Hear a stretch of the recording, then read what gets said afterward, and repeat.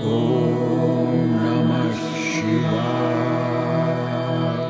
नमस्कार दर्शकों, स्वागत है आपका हमारे आज के विशेष कार्यक्रम के अंक में। और आज पूरा देश मनाने जा रहा है महाशिवरात्रि का महापर्व।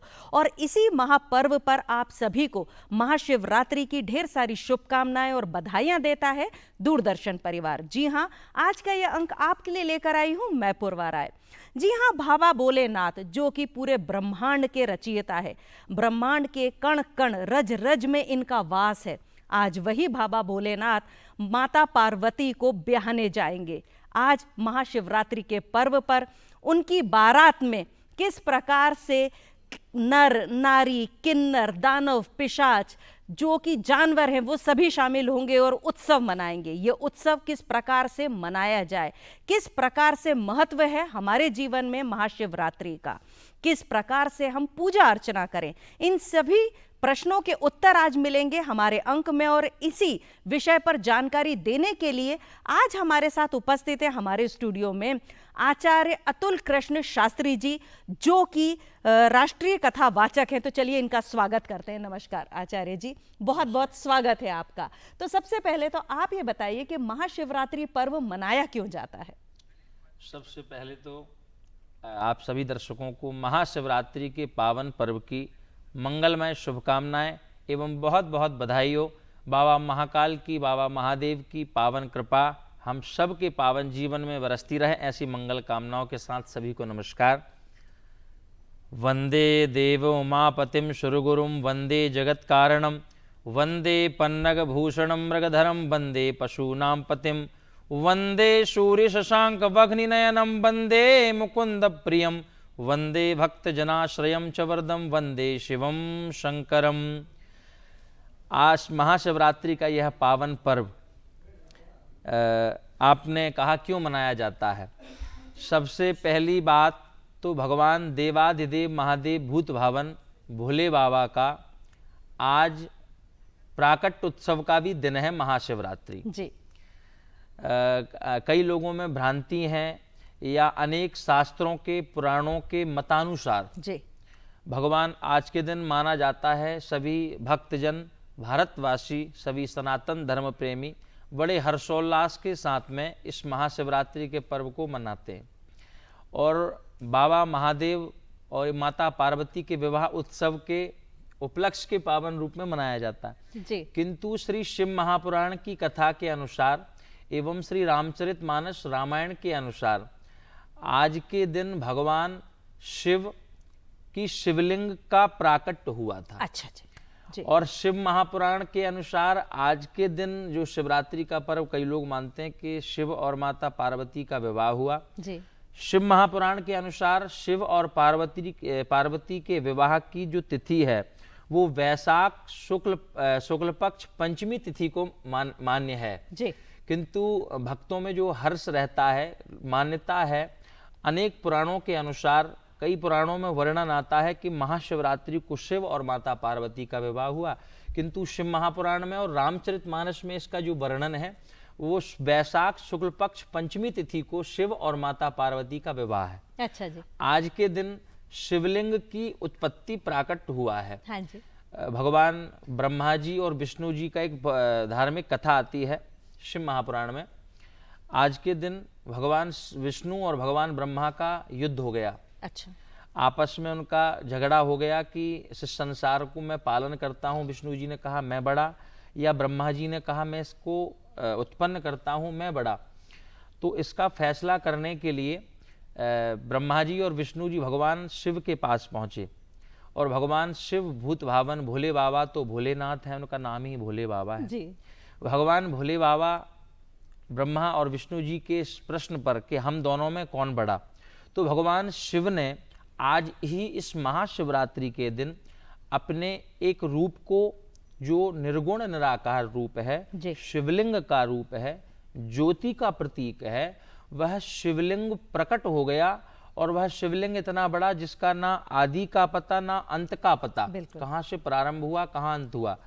ब्रह्मा जी और विष्णु जी से भगवान शिव ने कहा आप जाकर के इस शिवलिंग के प्रारंभ का पता लगाइए और ब्रह्मा जी से कहा इसके अंत का पता लगाइए। ब्रह्मा जी और विष्णु जी हजारों वर्ष तक भी उस शिवलिंग के अंत का, प्रारंभ का पता नहीं लगा पाए। जी, जी। तब भगवान शिव की कृपा से भगवान ब्रह्मा जी ने उस समय झूठ बोला तो भगवान शिव ने श्राप दे दिया। ओहो। तो जब भगवान ब्रह्मा जी को श्राप लगा कि दुनिया में आपके कहीं भी मंदिर नहीं बनेंगे, तो ब्रह्मा जी को विलाप हुआ। ब्रह्मा जी ने क्षमा याचना करी। उस दिन भगवान शिव ने वरदान दिया कि जो भी इस महाशिवरात्रि के पावन पर्व पर मेरे शिवलिंग की पूजन करेगा उसके सभी मनोरथ पूर्ण होंगे। यह पावन शिवरात्रि का पर्व इसलिए मनाया जाता है। बहुत बहुत ही अच्छे से आपने समझाया और मुझे लगता है कि हम सभी को ये पावन पर्व का पता तो था, लेकिन आज आपने जिस तरीके से समझाया है हमारे दर्शक जरूर इसको अनुयायी करेंगे। आप ये बताइए कि हम एक बात बोलते हैं शिवरात्रि और एक बार बोलते हैं महाशिवरात्रि, तो दोनों में क्या अंतर है? शिवरात्रि और बहुत अच्छा प्रश्न है। शिवरात्रि और महाशिवरात्रि का जो अंतर है, शिवरात्रि हर महीने आती है, मासिक शिवरात्रि पूरे 12 महीनों शिवरात्रि आती है, और महाशिवरात्रि वार्षिक आती है, वर्ष में एक बार। जी। तो जो शिवरात्रि है वो हर महीने, हर माह कृष्ण पक्ष की चतुर्दशी को जी। हर माह आती है शिवरात्रि, और महाशिवरात्रि फाल्गुन कृष्ण पक्ष चतुर्दशी को पड़ती है। जी। शिवरात्रि और महाशिवरात्रि में एक विशेष अंतर यह है कि जो महाशिवरात्रि है, इस पावन पर्व पर भगवान शिव की शिवलिंग का प्राकट्य हुआ। अच्छा। यानी शिव का प्राकट्य का दिवस इसको माने। हाँ जी। और विवाह का मानते हैं कई लोग, किंतु पुराण अनुसार मेरा जो मत है, पुराणों का जो मत है वो मैंने बताया। जी। शिवरात्रि और महाशिवरात्रि, शिवरात्रि की जो महिमा है वो मासिक आती है। कहते हैं कि हर दिन भक्त भगवान शिव के मंदिर जाता है जी। उनके दर्शन करता है, उनकी पूजन करता है, उनसे प्रार्थना करता है सुख शांति समृद्धि की। किंतु शिवरात्रि के पर्व पर, महाशिवरात्रि के पर्व पर ऐसी मान्यता है पुराणों में कि साक्षात भगवान भोले बाबा अपने भक्तों का निरीक्षण करने के लिए, उनका परिवार, उनका घर, उनका जैसे हमारे माता पिता हमारा आसरा होते हैं, ऐसा अपना आसरा देखने के लिए साक्षात देवादिदेव महादेव आते हैं, ऐसी मान्यता है शिवरात्रि की। और कहते हैं, भक्त कहते हैं, मंदिर में रहते हो भगवान, कभी बाहर आया जाया करो, मैं रोज तेरे दर आता हूँ, कभी तुम भी मेरे घर आया करो। ये वही दिन है शिवरात्रि का कि भगवान महादेव अपने भक्तों के घर पर आते हैं, इसलिए आज के दिन रात्रि जागरण भी किया जाता है। जी बिल्कुल बिल्कुल, ये बात सही है। और यही प्रश्न मेरे भी मन में आ रहा था, क्योंकि हम सनातन धर्म मानते हैं, हम वैदिक काल से हम यही जानते हैं कि हमारे त्योहार सुबह से शुरू होते हैं, तो फिर हम इस त्योहार को शिवरात्रि क्यों बोलते हैं, शिव दिन क्यों नहीं बोलते? बहुत अच्छी बात। शिव दिन या शिवरात्रि, शिव दिन नहीं बोला जाता, शिवरात्रि ही बोली जाती है। बहुत अच्छी बात, बहुत अच्छा प्रश्न। शिवरात्रि इसलिए हो सकता, शिव दिन भी बोल सकते थे कि आज शिव का दिन है जी, किंतु रात्रि ही क्यों? जी, रात्रि इसलिए क्योंकि जो शिव है, शिव का एक नाम हर भी है। अच्छा जी। भक्त जयकारा लगाते हैं शिव की पूजन में, काल हर, कष्ट हर, हर महादेव, दुख हर, दारिद्र हर, सर्व पाप हर, हर हर महादेव। भगवान शिव का एक नाम हर भी है जी। भगवान भोले बाबा अपने भक्तों का दुख हर लेते हैं, कष्ट हर लेते हैं, पाप भी हर लेते। जैसे अगर हम अपने किसी बड़े बुजुर्ग को प्रणाम करें, उनको अपने माता पिता को प्रणाम करें, गुरुजनों को प्रणाम करें, या अपने ऐसे बड़े आदर सम्मान पूर्वक व्यक्ति को प्रणाम करें, तो हम उनसे क्या कहते हैं, आप हमें आशीर्वाद दीजिए जी। आशीर्वाद की कामना करते हैं हम कि आप हमें सुख शांति का आशीर्वाद। कभी कोई ये तो नहीं बोलता कि आप हमें अपने पाप दे दीजिए जी। बिल्कुल बिल्कुल। आप हमें अपने दुख दे दीजिए जी। कोई दुख नहीं लेना चाहता, सब सुख लेना चाहते हैं जी। तो भगवान शिव का जो स्वरूप है वो हर है, वो पाप भी हर लेते हैं, कष्टों को भी हर लेते हैं, दुखों को भी हर लेते हैं, हमारे समस्त विकारों को हर लेते हैं। तो रात्रि का तात्पर्य इसलिए हुआ मेरे मतानुसार कि रात्रि मतलब अंधकार जी, मतलब भगवान महादेव अपने भक्तों के अंधकार को भी ग्रहण कर लेते हैं, इसलिए शिव की रात्रि मानी गई है जी। दूसरी बात, आज महाशिवरात्रि के ही पावन दिन समुद्र मंथन में विष निकला था जी। सबसे पहला विष। ठीक। तो जो विष था वो देवता और राक्षस आपस में लड़ने लगे कि विष कौन पिएगा। जहर कोई नहीं पीना चाहता, जी, बिल्कुल। अमृत सब पीना चाहते हाँ हैं, जी। रसमलाई सब खाना चाहता है, सही। जहर कोई नहीं पीना चाहता। जी जी। तो भगवान शिव को याद किया गया कि भगवान भोले बाबा आप किसी प्रकार से इस विष को ग्रहण कर लें। ना देवता ना असुर कोई ग्रहण नहीं कर रहा था। तब भगवान देवाधिदेव महादेव भूत भावन भोले बाबा ने ततः करतली कृत्य व्यापी हाला हलम विषम अभक्षयन महादेवा कृपया भूत भावना। वाह। भगवान भूत भावन महादेव ने अपने भक्तों की सारे संसार की रक्षा के लिए विष भी ग्रहण कर गए। जी। इसका तात्पर्य यही हुआ मेरी दृष्टि अनुसार और पुराणों के अनुसार भी कि जो शिव की रात्रि है, यानी भगवान शिव अपने भक्तों के लिए अंधकार को भी अपने ऊपर ग्रहण करके भक्तों को प्रकाश प्रदान करें, इसलिए शिवरात्रि मनाई जाती बहुत है। बहुत ही अच्छे से आपने समझाया और बहुत अच्छा लग रहा है मुझे भी जानकर। लेकिन एक कभी कभी प्रश्न मन में आता है कि हम पूजा विधि किस प्रकार से करें, क्या सुबह से करना चाहिए, किस प्रकार से हम सुबह उठ के भगवान की पूजा करें, मंदिर जाएं, वो विधि अगर आप बताएं तो। देखिए, पूजन की विधि और नियम, वैसे तो हम भगवान की पूजन की विधि या नियम ज़्यादा गृहस्थ जीवन में संभव नहीं है जी। किंतु भगवान शिव और तो देव हैं, हाँ जी। किंतु भगवान शिव को महादेव कहा जाता है। हाँ जी। देवों के देव महादेव। जी। तो भगवान शिव की पूजन में विधि और नियम से ज़्यादा भाव का विषय है। हाँ। क्योंकि भगवान शिव स्वयं कहते हैं भाव का भूखा हूँ मैं और भाव ही वश सार है, भाव से मुझको भजो तो भव से बेड़ा पार है। भगवान शिव भाव के भूखे जी। उनकी दृष्टि में भाव से सबसे पहला, अगर हमारे पास में पुष्प है, हमारे पास में कोई ज़्यादा सामग्री नहीं, पुष्प ही है, तो हम एक पुष्प अर्पित कर दें भोले बाबा को, उसमें ही प्रसन्न। भगवान शिव के मंदिर ज़्यादातर मैंने जंगलों में देखे। हाँ जी। अभी तो हर गली में, हर मोहल्ले में, हर चौराहे पर, हर गांव में, हर नगर में, हर शहर में मंदिर है, शिव मंदिर। किंतु पहले के जो समय था, आज से 10 साल 5 साल पहले, जंगलों में, और आज भी होते हैं, कई स्थान मैंने दर्शन किए हैं, मैं कई जगह दर्शन करने गया हूँ, एकांत में। भगवान शिव एकांत में रहते हैं। अच्छा, वो एक लोटा जल अगर उनको चढ़ा दो तो बहुत खुश जी, ना चढ़ाओ तो और खुश। अरे वाह जी। अगर एक फूल चढ़ा दिया तो प्रसन्न, ना चढ़ाया तो भी प्रसन्न, क्योंकि भोले बाबा हैं, भंडारी भोले हैं, भोले भंडारी। तो भगवान भोले बाबा जल के चढ़ाए जमलोक से उबार देत, चंदन के चढ़ाए चक्रवर्ती कर देत है, क्या बात है। पुष्प के चढ़ायते अपनो जान कर लेत, गाल के बजायते निहाल कर देते हैं। ऐसे मेरे भोले बाबा, उनकी पूजन की विधि और नियम, सबसे पहला श्रद्धा और विश्वास और भाव। क्योंकि रामचरितमानस में एक श्लोक आया है, भवानी शंकरो वंदे श्रद्धा विश्वास रूपिणो। आप कभी भी कोई भी पूजन करें, कोई भी व्रत करें, कोई भी नियम करें, कोई भी पूजन करें, कोई भी कथा सुने, उस कथा में, उस पूजन में, उस नियम में, उस व्रत में सबसे पहली वस्तु श्रद्धा और विश्वास, ये दो वस्तु जीवन में होना चाहिए। क्योंकि श्रद्धा साक्षात माता पार्वती हैं जी, और विश्वास साक्षात भगवान शिव हैं जी। भवानी शंकरो वंदे श्रद्धा विश्वास रूपिणो। तो श्रद्धा और विश्वास से की हुई कोई भी क्रिया, कोई भी पूजन हमेशा फलदायक ही होता है। और सबसे सरल विधि पूजन की यही है कि भाव, श्रद्धा और विश्वास, और जैसा आपसे बन पाए। क्योंकि भगवान शिव तो महादेव हैं, जल के चढ़ाए जमलोक से उबार देते। एक लोटा जल चढ़ा दो तो भगवान शिव प्रसन्न हो जाते हैं। सबसे सरल विधि पूजन की यही है जी। भाव के भूखे हैं ईश्वर, आप उनको ज्यादा कुछ अर्पण न करें, लेकिन अगर भाव अर्पण कर दें, सच्ची श्रद्धा से पूजा करें, तो आपकी सभी मनोकामनाएं पूरी होंगी। लेकिन फिर भी मन में आता है कि क्या कोई मंत्र है, कोई स्तोत्र है जिसको बोलकर हम अपनी इच्छाएं पूरी कर सकते हैं?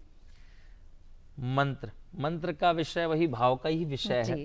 किंतु महाशिवरात्रि के पर्व पर अगर कोई साधक साधना करना चाहता है, भगवान शिव की उपासना करना चाहता है, तो अन्यान्य शिवाष्टक, रुद्राष्टक, महामृत्युंजय मंत्र जी। सबको आता होगा। महामृत्युंजय मंत्र ओम त्र्यंबकं जजामहे सुगंधिम पुष्टिवर्धनम उर्वारुकमिव बंधनान मृत्योर्मुक्षीयमामृतात्। ये मंत्र साधारण गृहस्थ जीवन वालों के लिए, और जो साधक हैं उनके लिए संपुट लगाकर ओम होम जूम सा ओम भूर्भुवस्वः ओम त्र्यंबकं जजामहे सुगंधिम पुष्टिवर्धनम उर्वारुकमिव बंधनान मृत्योर्मुक्षीयमामृतात् ओम स्वाहा भुवा भू सह जूम होम ओम। तो यह महामृत्युंजय मंत्र है। इस महामृत्युंजय मंत्र की शिव महापुराण में इतनी बड़ी महिमा है कि मृत्यु के ऊपर भी जो विजय प्राप्त करा दे जी। वो महामृत्युंजय मंत्र है। जी। और भगवान का एक नाम महाकाल भी है। हाँ जी। जो कालों के काल काल हैं हैं। वो महाकाल हैं। जी। जो काल के ऊपर यानी जो समय के ऊपर भी विजय प्राप्त करा दें वो महाकाल है। अकाल मृत्यु वो मरे जो काम करे चांडाल का, और काल उसका क्या बिगाड़े जो भक्त हो महाकाल का। इसलिए सबसे महामृत्युंजय मंत्र सबसे श्रेष्ठ है। अगर नहीं आता है तो ओ पंचाक्षर मंत्र ओम नमः शिवाय, इस मंत्र का आप जप करें। इस मंत्र से ही आपको संपूर्ण फल की, संपूर्ण साधन की, संपूर्ण मनोकामना की प्राप्ति, शिव की कृपा की प्राप्ति हो सकती है। जी आचार्य जी, बहुत सारे नाम है ईश्वर के, भोले बाबा के, जिस नाम से पुकारें अनेकानेक नाम हैं। अगर हम बात करें उसके लिए भोलेनाथ बोलें, भूत भावन बोलें, अविनाशी बोलें, लेकिन जो एक नाम है अघोरदानी, इसका क्या अर्थ है? बहुत अच्छे। ओघड़दानी जी। भगवान महादेव का एक नाम ओघड़दानी भी है। ओघड़दानी क्यों? अनेका नाम है, शशि शेखर, भूत भावन, जैसा भी आपने थोड़ी देर पहले बताया कि भगवान शिव की बारात में देव, नर, भूत, पिशाच, किन्नर, डाकनी, शाकनी, पिशाचनी, बेतालनी, अनेकानेक सारे जानवर भी शामिल हैं उसमें, सब हाँ, सभी हाँ, जो हम सोच सकते हैं सभी कुछ शामिल है उनकी बारात में। भगवान शिव को पशुपतिनाथ भी कहते हैं। हाँ जी। पशुओं के जो नाथ हैं जी। वो पशुपतिनाथ। बिल्कुल। कालों के ऊपर भी जो विजय प्राप्त करा दे वो महाकाल है। जी। और जो दे ना सके, जो कोई देव ना दे सके, वो भी देने में सक्षम भोलेनाथ, इसलिए उनका नाम एक ओघड़दानी। अच्छा जी। जब भगवान शिव की बारात गई थी ना, तो भगवान शिव की बारात के समय तन पे भभूति, गले मुंडमाला, शेष नाग लिपटाया है। भूतों की बारात लेकर देखो, डमरू वाला आया है। शीश पे गंगा न्यारी देखो, चांद भी कैसा निराला है। भूतों की बारात लेकर देखो, डमरू वाला आया है। मतलब वहां देवता तो थे ही, किंतु भूत पिशाच भी भगवान शिव की ऐसा ऐसा रूप, तनछार भ्याल कपाल भूषण नगन जटिल भयंकरा, ऐसा सुंदर वर्णन आया है रामचरितमानस में कि भगवान शिव की बारात में भूत पिशाच भी आ गए। ऐसे महादेव। ओघड़दानी उनका नाम इसलिए क्योंकि अपने भक्त को कुछ भी दे दे, बिना सोचे बिना विचारे। जैसे आपने पौराणिक कथाओं के अनुसार, वही मेरे भी मन में आ रहा था कि पुराणों में भी हमने सुना है। जी। आपने सुना होगा एक भक्त हुआ भस्मासुर। जी। जो भस्मासुर ने भगवान शिव को प्रसन्न कर लिया, उनकी तपस्या, उनकी साधना, उनकी उपासना की और वरदान प्राप्त कर लिया कि मैं जिसके भी मस्तक पर हाथ रखूं, हाँ जी, वो भस्म हो जाए। क्योंकि भोले बाबा मैं आपको भस्म चढ़ाऊंगा, और भस्म मैं कहाँ से ढूंढ कर लाऊं, कहाँ से आपको लाकर अर्पित करूं, मुझे मिलती नहीं, परेशान होता हूं, तो मैं आपकी सेवा करना चाहता हूं, तो मुझे भस्म कहाँ से प्राप्त हो। तो मुझे भगवान ने वरदान दे दिया, जिस पे हाथ रखो वही भस्म बन जाएगा। जी। भस्मासुर भगवान शिव के पीछे ही पड़ने लगा, जी, भगवान शिव को ही भस्म करने के लिए। जी। तो ऐसे ऐसे भक्त भगवान ओघड़दानी हैं, जिसको जो दे दें। एक सुंदर कथा और आती है। हाँ जी, बिल्कुल। एक बार माता पार्वती ने भगवान देवाधिदेव महादेव से जिद की।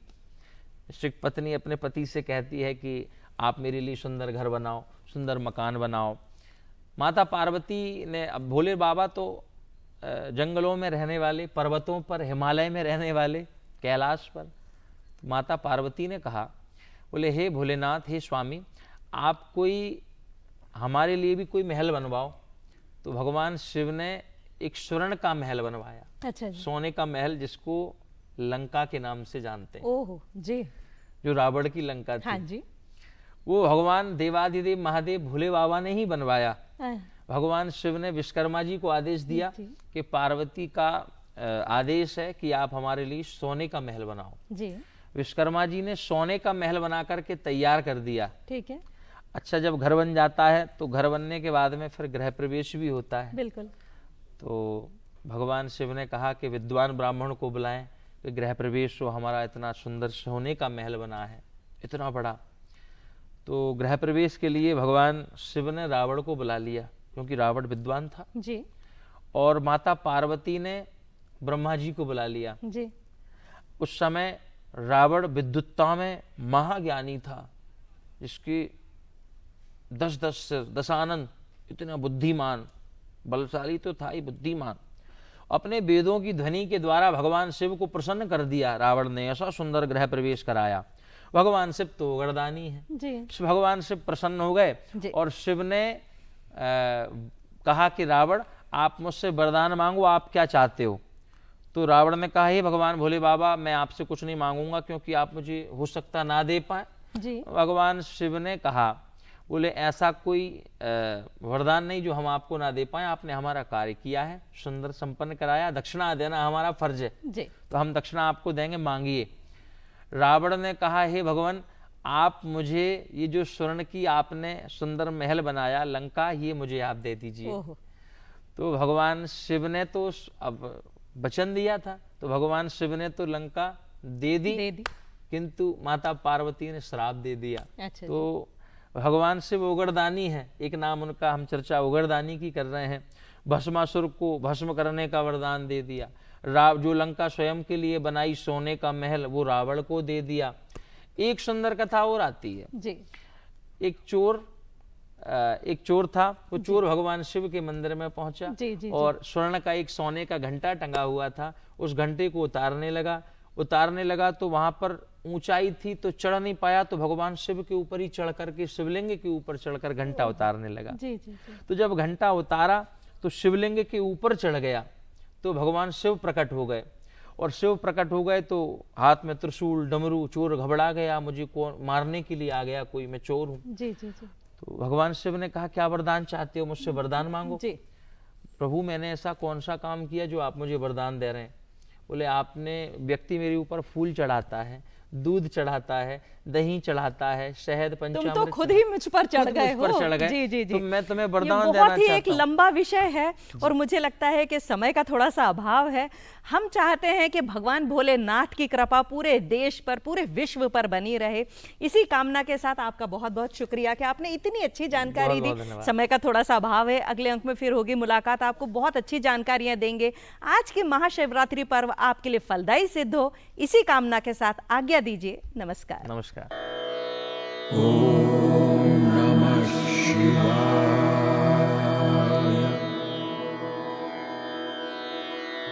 ओम नमः शिवाय।